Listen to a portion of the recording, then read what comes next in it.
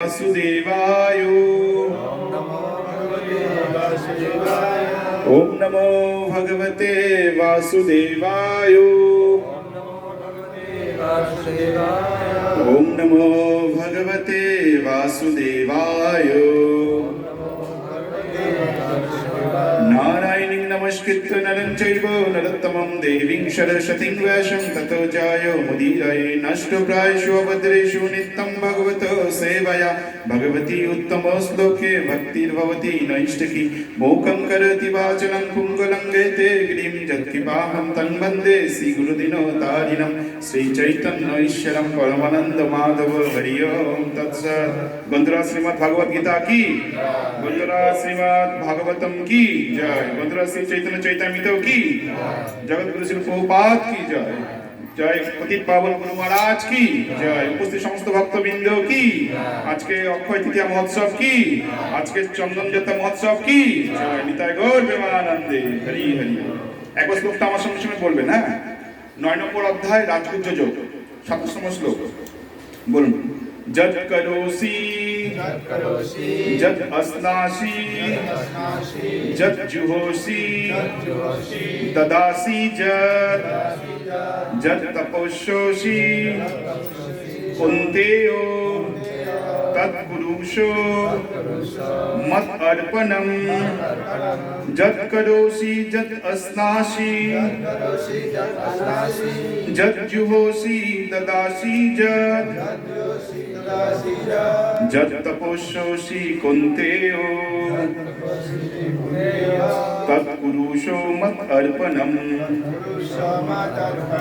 অনুবাদ বলবেন। হে কুন্তেয়, তুমি যা অনুষ্ঠান করো, যা আহার করো, যা হোম করো, যা দান করো এবং যে তপস্যা করো, সেই সমস্তই আমাকে সমর্পণ করো। তাৎপর্য প্রবাদ কি বলেছে শুনবেন।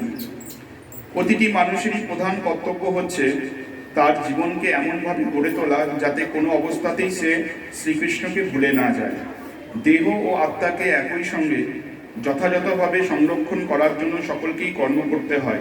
তাই শ্রীকৃষ্ণ এখানে আদেশ দিয়েছেন সমস্ত কর্ম যেন কেবল তার জন্যই করা হয়।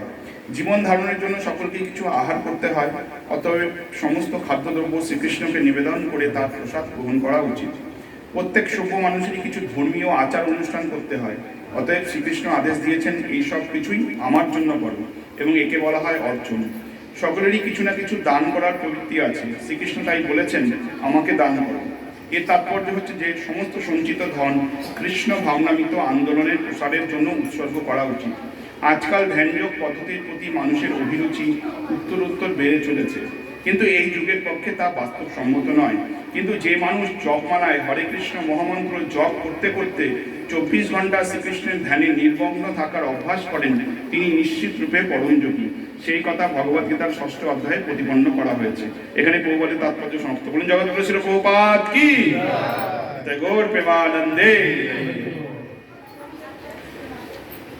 তো এই শ্লোকে ভগবান বলছে, কি বলছে যে হে কুন্তেয়, অর্জুনকে বলছে, কুন্তি পুত্র যেহেতু তুমি, তাই তাকে কুন্তেয় বলে সম্বোধন করছে। বলছে তুমি যা কিছু করো সব আমার জন্য করো। এই প্রভু আজকে বাড়িতে অনুষ্ঠান করছে, কি উপলক্ষে?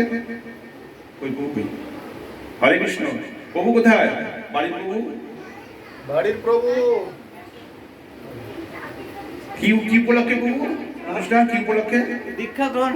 ও দীক্ষা গ্রহণ উপলক্ষে প্রভু আজকে অনুষ্ঠান করছে। যাই হোক, তো বলছে এই ধর্মীয় অনুষ্ঠান, প্রভু আজকে ধর্মীয় অনুষ্ঠান একটা করছে। তো কার জন্য? ভগবানের সন্তুষ্টির জন্য। তাই প্রভুর আর মাতাজির উদ্দেশ্যে এবং বাড়ির সকল সদস্যের জন্য আমরা একবার 3 বার হরিবল বলবো, যাতে তারা আরো পারমার্থিক উন্নতি করতে পারে। বলুন হরি বল, হরি বল, হরি বল। আর এখানে যারা আমরা উপস্থিত আছি সকলে যাতে আমরা ভগবানের কৃপা লাভ করতে পারি এবং ভগবানের সেবায় যাতে আরো যুক্ত হতে পারি, এই প্রার্থনা করে ভগবানের কাছে একবার মহামন্ত্র বলবো। হরে কৃষ্ণ কৃষ্ণ কৃষ্ণ হরে হরে, হরে রাম রাম রাম হরে হরে। অসংখ্য ধন্যবাদ। তো এখানে ভগবান বলছে আমাদের প্রধান কর্তব্য কি? কর্তব্যের মধ্যে বলছে যে আমরা সবসময় যাতে ভগবানকে ভুলে না যাই, ভগবানের সঙ্গে যে আমাদের সম্পর্কটা আছে সেটা যাতে সবসময় মনে রাখতে পারি। সম্পর্ক যতক্ষণ মনে রাখবো ততক্ষণ পর্যন্ত আমি ভগবানের সেবা করে যেতে পারবো। যেমন আমাদের বাড়িতে সন্তান আছে, পিতামাতা আছে, ভাই বোন আছে। বাড়িতে কেউ যদি অসুস্থ হয়, আমাদের যার রক্তের সম্পর্ক, আমরা যেটা বলছি সম্পর্ক, আমরা যেটা বুঝি জড়জাগতিক ভাবে, এই সম্পর্কে কেউ যদি অসুস্থ হয়, আজকে আমার সন্তান, আমার মেয়ে, আমার মা বাবা বা আমাদের যারা রিলেটিভ তাদের মধ্যে কিছু অসুস্থ হয়, তো আপনি কি করবেন? তার জন্য দোয়াদুরি করবেন। কেন করবেন? যেহেতু তার সঙ্গে আপনার একটা সম্পর্ক আছে। যদি না থাকতো আপনি করতেন? করতেন? ওর বাড়ির লোক ও অসুস্থ হয়েছে, ও বুঝবে, আমি কেন দৌড়াবো, তাই না? এটা সাধারণত আমাদের মাইন্ড সেট হয়ে আছে, তাই না? তাহলে আমরা যতক্ষণ পর্যন্ত সম্পর্কটাকে বুঝতে পারবো তখনই আমরা দৌড়াবো। সম্পর্ক যদি না থাকে আমরা দৌড়াবো, তাই না? তো ঠিক তেমনি ভাবে কৃষ্ণের সঙ্গে যে আমাদের সম্পর্ক, সেটা যদি আমরা ভালো মতো বুঝতে পারি, তাহলে আমরা এই ভগবানের এই ভগবত গীতার ক্লাসে আসবো, ভাগবতম ক্লাসে আসবো, সাধু সঙ্গে আসবো। আর যদি সম্পর্কটা না জানি, দূর, আমার সঙ্গে কৃষ্ণের কোনো সম্পর্ক নেই, তোলা করগা, আমার কি আছে? বুঝতে পারছেন? তো সম্পর্কটা জানার জন্য আমাদের কি করতে হবে? সাধু সঙ্গ করতে হবে আর এই ভগবত গীতা পড়তে হবে।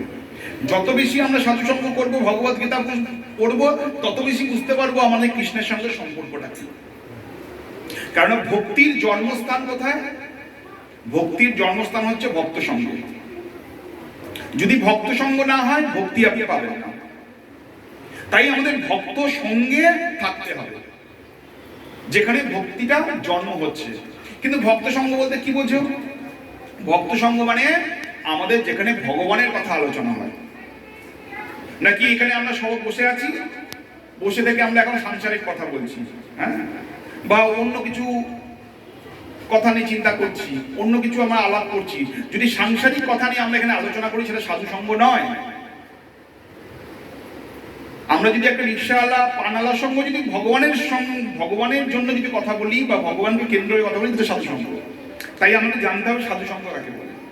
তো যাই হোক, এইভাবে আমাদের কর্তব্য হচ্ছে সবসময় ভগবানকে নিয়ে, আমাদের খাইতে, বসতে, উঠতে, যখন রান্না করছি ভগবানের চিন্তা করতে করতে, ভগবানের গুণকীর্তন করতে করতে, ঠিক আছে? আমরা ঘরে, এই যে ঘর আছে, ঘর পরিষ্কার পরিচ্ছন্ন করছি কিসের জন্য? না, আমি এই ঘরে সব ভক্তরা আসবে, এই ঘরে ভক্তরা এখানে বসবে, এটা ভগবানের বাড়ি। তো এই মানসিকতা নিয়ে আমাদের বাড়ি পরিষ্কার পরিচ্ছন্ন করা দরকার, ভগবানের পুজো দেওয়া দরকার, যাতে করে এই মন্দিরে যাতে যারা আসবে সকলে যাতে আনন্দ পায়। তো আমাদের এই ভক্ত সঙ্গ করতে হবে এবং সঙ্গে কি করতে হবে? শুনতে হবে। বলছে কৃষ্ণ কথার মতো পরম মঙ্গলময় আর কিছু নাই। তব বিকৃতম কৃষ্ণ নীনম পরম মঙ্গলম কর্ণ পীযুষম আশ্রদ্ধ ত্যাজন্তি অন্য স্পৃহম যেন। তব বিকৃতম কৃষ্ণ মানে কৃষ্ণ লীলা এত মধুর, বলছে এটা যদি কেউ শ্রবণ করে তাহলে তার পরম মঙ্গল হবে। কর্ণ পীযুষম আস্বাদ্য, কর্ণের দ্বারা এটাকে আস্বাদন করা যায়। চোখ দিয়ে আস্বাদন করতে পারবো না, মুখ দিয়ে আস্বাদন করতে পারবো না, কর্ণ দিয়ে। এই যে প্রভুর বাড়িতে আজকে এরকম ভক্ত সঙ্গ হচ্ছে, বা আপনার বাড়িতে কোনো একটা অনুষ্ঠান হয়েছে, বাড়ি খুব নোংরা অবস্থায় পড়ে আছে, পরের দিন সকালবেলা আপনার বাড়ির কলিং বেল কেউ টিপেছে, টিং টিং টিং টিং আওয়াজ হচ্ছে, আপনি দরজা খুললেন, হরে কৃষ্ণ কৃষ্ণ কৃষ্ণ হরে হরে, হরে রাম রাম রাম হরে হরে। সব অ্যাডজাস্ট হয়ে যাবে, শুধু চুপচাপ বসে শুনতে হবে। তো আপনার বাড়িতে একজন লোক এসছে, আপনি চেনেন না তাকে, সে বলছে দিদি বা দাদা যেই খুলেন, যে আমাকে আপনার বাড়িতে ঢুকতে দিন। বলছে কেন? বলছে আমাকে একটুখানি আপনার বাড়িতে ঢুকতে দিন, আমি হাত জোর করছি। বলছে ঢুকে কি করবে? আমি দেখছি আপনার বাড়িতে অনেক নোংরা আছে, আপনার ছাদে ঘরে অনেক নোংরা আছে, আমি সেই নোংরাগুলো পরিষ্কার করে দেবো, কোনো টাকা নেব না। সে বলেছে যে আমি কোনো তার সেবার বিনিময়ে কোনো আমি মূল্য বা টাকা নেব না, শুধু আমাকে ঘরে ঢুকতে দিন, আমি আপনার সব পরিষ্কার করে দেবো। আপনি আপনার বাড়িতে সেই অতিথিকে আসতে দেবেন কি দেবেন না? বিনামূল্যে আপনার ঘর পরিষ্কার করে দিয়ে যাবে, আপনি তাকে আপনার ঘরে আসতে দেবেন কি দেবেন না? বলুন তো, কি দেবেন? না না, মাথা হিলালে হবে না, বলুন দেবেন কি দেবেন না? দেখি কে কে দেবেন, হাত তুলুন তো দেখি। সবাই চিন্তা করছে যদি কি করবো ও কি বলছে, কি দেবেন কি দেবেন না, বিনামূল্যে পরিষ্কার করার জন্য আসবে, কি দেবেন কি দেবেন না? হ্যাঁ তো, হ্যাঁ হরি বল বলুন, হরি বল। তো ঠিক সেইভাবে এই যে আমাদের শরীর রূপী ঘর আছে, এই ঘরের মেন দরজা হচ্ছে কান, বুঝা যাচ্ছে? তো এই কান দিয়ে শুধু কৃষ্ণকে ঢোকাতে হবে, বোঝা গেল? এই ঘরের যে দরজা সেটা হচ্ছে কান, এই কান দিয়ে কৃষ্ণকে ঢোকা হচ্ছে কৃষ্ণের। আমাদের মনের ভেতরে নোংরা আছে না, কাম ক্রোধ লোভ মোহ মদ মাৎসর্য, সেটা পরিষ্কার করার জন্য অন্য কিছু ট্রাই করতে হবে না, ব্যায়াম করতে হবে না, ধ্যান করতে হবে না, অনেক পুজো অর্চনা করতে হবে না, শুধু বলছে কৃষ্ণ বলছে কান দিয়ে শুধু আমাকে ঢোকাও দরজা দিয়ে, বাস এইটুকুনি তোমার কাজ। কলিযুগে শুধু এইটুকুনি কাজ। কি করতে হবে?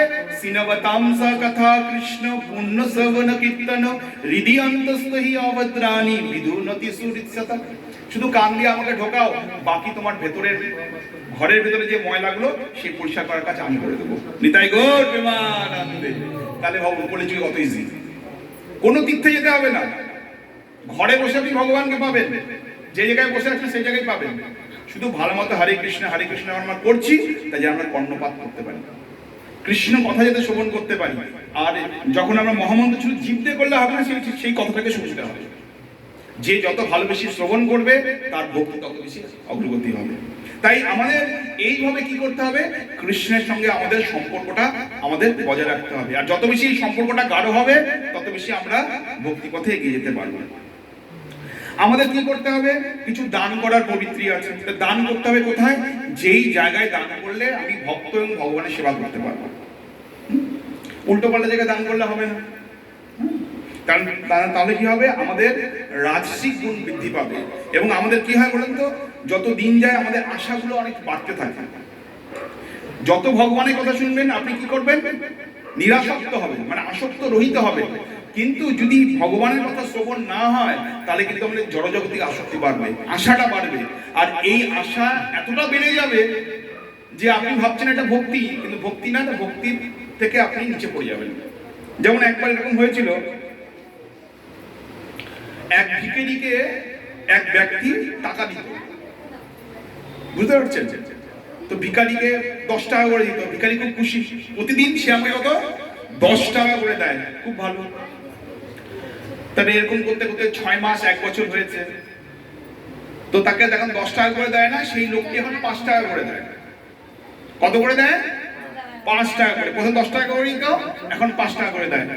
তো ভিখারি একটু চিন্তা করছে, 5 টাকা করে দিচ্ছে আমাকে, ঠিক আছে ওকে। তারপরে কিছুদিন আবার গেছে, যেতে যেতে এইবার সেই লোকটি আরো কমিয়ে দিয়েছে, 5 টাকা দিচ্ছে না। কয় টাকা দিচ্ছে? 2 টাকা। আরো কয়েক মাস পর 2 টাকা করে দিচ্ছে। ভিখারি কিছু বলেনি।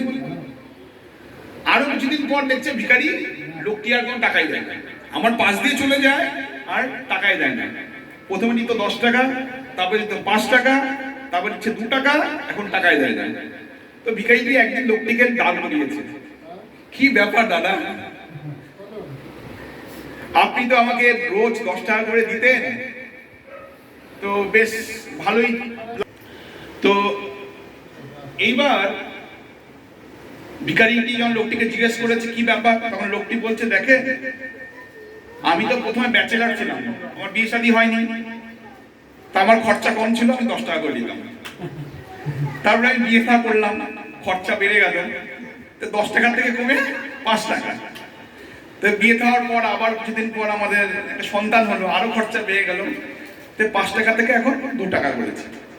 তারপর একটা নয়, এরপরে আরেকটা হলো, আরো খরচাটা বেড়ে গেল, সেজন্য আর এখন দিতে পারি না, 0 হয়ে গেছে। তো ভিখারি আশা করে এখন এতটাই আশা পেয়ে গেছে, ভিখারি এখন বলছে, আচ্ছা বাবু এইবার বুঝতে পেরেছি, আপনি আমার টাকা দিয়ে আপনার সংসার চালাচ্ছেন, এত বড় সাহস। বুঝতে পারছেন ভিখারি কি বলছে? যে তার টাকা দিয়ে সংসার চালাচ্ছে, অথচ কিন্তু সেই টাকাটা দিচ্ছে। তো আমাদেরও এরকম, কৃষ্ণই সবকিছু দিচ্ছে, অথচ আমরা মনে করছি আমরা কৃষ্ণকে দিচ্ছি। তো আমাদের এরকম আশাটা অনেক সময় বেড়ে যায়। তো আমাদের চিন্তা করতে হবে যে সবকিছু ভগবানের, তাই সবকিছু ভগবানের সেবায় যদি আমরা লাগাতে পারি, তাহলে আমার জীবন সার্থক, নইলে কিন্তু জীবন বৃথা। কেন? ভগবান যা শক্তি দিয়েছে আমাকে, সেই শক্তিগুলো ভগবান একদিন নিয়ে নেবে। যেমন অর্জুন যখন মহাভারতের শেষে অর্জুনকে পাঠিয়েছিল যুধিষ্ঠির মহারাজ দ্বারিকা, তো যুধিষ্ঠির মহারাজ একটা ওয়ার্নিং করে দিয়েছিল অর্জুনকে, যে তুমি যখন দ্বারিকায় যাবে কৃষ্ণের সঙ্গে আলিঙ্গন করবে না, সবকিছু করবে, খাওয়া দাওয়া সবকিছু করবে, কিন্তু আলিঙ্গন করবে না। তো অর্জুন বুঝতে পারেনি। অর্জুন দ্বারিকায় গেছে, কৃষ্ণ যখন শুনেছে তার সখা অর্জুন তার সঙ্গে দেখা করতে এসছে, অর্জুন কে দেখা করার জন্য কৃষ্ণ তার সিংহাসন চেয়ে ছুটতে ছুটতে অর্জুনের সঙ্গে তার আলিঙ্গন করার জন্য আসছে। আর যেই আলিঙ্গন দিতে যাবে অর্জুন পিছনে চলে যাচ্ছে। তো কৃষ্ণ বুঝতে পারছে না কি ব্যাপার, আবার আলিঙ্গন দিতে যাবে, অর্জুন আবার সরে যাচ্ছে। তারপর কৃষ্ণ তো সব জানে। তখন কৃষ্ণ অর্জুনকে বলছে, ও বুঝতে পেরেছি, আমি তো এখন ভিখারি, তোমরা তো এখন হস্তিনাপুরের রাজা, আর রাজা কখনো ভিখারির সঙ্গে আলিঙ্গন করে? হ্যাঁ, আমি তো বুঝতে পারিনি অর্জুন, আমাকে ক্ষমা করে দিও অর্জুন। আমি তো সখা হিসেবে, আমি এখন তোমাকে সখাই মনে করতাম, আমার বন্ধু মনে করতাম, এই মনে করে তোমার সঙ্গে আলিঙ্গন করতে গিয়েছিলাম, কিন্তু আমি তো এখন জানি না তুমি তো এখন হস্তিনাপুরের রাজা হয়েছো তোমরা। তো অর্জুনকে যখন এরকম বলছে, অর্জুনের চোখ দিয়ে জল পড়ছে। সত্যি তো কিছুদিন আগে আমি কৃষ্ণের সঙ্গে আলিঙ্গন করতাম, একসঙ্গে খেলাধুলা করতাম, একসঙ্গে যেতাম, আর আজকে আমি কৃষ্ণকে আলিঙ্গন করবো না, এটা কোনোদিন হয়? সে কি করেছে, কৃষ্ণকে আলিঙ্গন করেছে। সে ভুলে গেছে যুধিষ্ঠির মহারাজ তাকে বলেছিল আলিঙ্গন করতে না, সে তখন ভুলে গেছে কৃষ্ণের কথা শুনে। তা আলিঙ্গন করেছে, করার পর এইবার যখন কৃষ্ণ এবার তাকে বলেছে আমার সমস্ত রানীর নিয়ে তুমি হস্তিনাপুরে যাও, তখন দ্বারিকার সমস্ত রানীদের নিয়ে যখন অর্জুন ফিরে আসবে হস্তিনাপুরে, তখন রাস্তায় বনমধ্যে কিছু জঙ্গলি মানে ছেলে, সব অল্প বয়সের ছেলে, 8-10 বছরের ছেলে অর্জুনের রাস্তা আটকেছে। অর্জুনকে বলছে তোমার রথ, এই তীর ধনুক আমাদের দিয়ে দাও। তো অর্জুন বলছে যে তোমরা রাস্তা থেকে সরে যাও, তুমি জানো না, আমাকে চেনো না। তো এরকম করে যখন বলছে, তাহলে ওরা বলছে না না আমরা রাস্তা ছাড়বো না। তো অর্জুন বলছে আমি কিন্তু যুদ্ধ করবো তোমার সঙ্গে, বলছে আমি যুদ্ধ করতে বসবো। তো তার সঙ্গে যখন যুদ্ধ করছে, অর্জুন কি করেছে, যুদ্ধে হেরে গেছে। তো অর্জুন চিন্তা করছে, অর্জুনকে এবার যুদ্ধে হারিয়ে ওই ছেলেগুলো অর্জুনকে বেঁধে দিয়েছে গাছের সঙ্গে। তো অর্জুন চিন্তা করছে আমি এই গান্ডীবের বলে, এই আমার শক্তির বলে পুরো কুরুক্ষেত্র যুদ্ধ জয় করলাম, বড় বড় মহারথীদের হারিয়ে দিলাম, অথচ এই সামান্য ছেলেদের কাছে আমি হেরে গেলাম, তার কারণটা কি? তখন চিন্তা করছে যুধিষ্ঠির মহারাজ বলেছিল কৃষ্ণের সঙ্গে আমাকে আলিঙ্গন করতে না, আর কৃষ্ণের সঙ্গে যখন আমার আলিঙ্গন হয়েছে, কৃষ্ণ কি করেছে, অর্জুনের সমস্ত শক্তি